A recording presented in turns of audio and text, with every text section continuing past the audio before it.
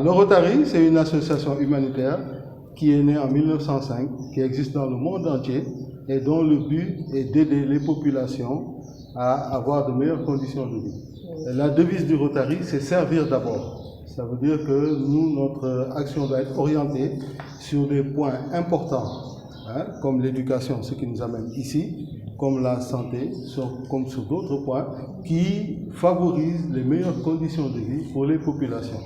C'est ça le Rotary. Nous avons amené à peu près 200 tables-bancs pour les élèves, avec des fournitures dont parlera ma collègue du Rotary. Et puis la valeur totale de toute l'action combinée, c'est 2 millions. Comme je vous ai dit, le Rotary existe dans le monde entier. Il s'agit de travailleurs, de professionnels qui, conscients que les populations, dans leurs conditions de vie, ont toujours des besoins, essayent donc d'identifier certains besoins dans certains domaines, comme dans l'éducation, pour essayer d'apporter une aide.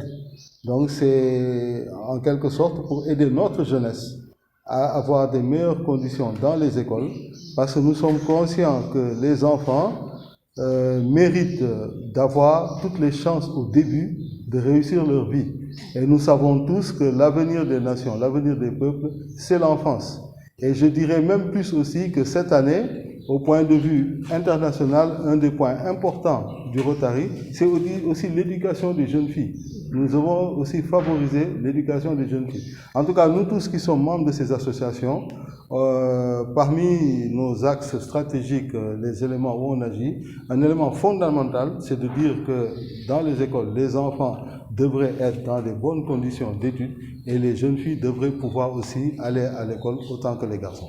Au début de Sébirut, c'est notre première intervention, parce que bon, comment on procède, nous, dans les localités où on est, bon, on a des connaissances, on connaît des gens, donc on discute avec les gens, on essaie d'identifier des endroits où il y a des besoins.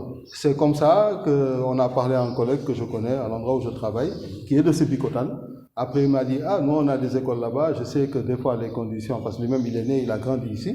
Après, j'ai coordonné avec mon collègue qui est venu ici, qui a effectivement identifié ce besoin de table-banc et de fourniture, et on s'est organisé donc pour essayer d'apporter une modeste contribution qui consiste donc à ces 200 tables-bancs et à ces fournitures pour que les élèves soient dans de bonnes conditions.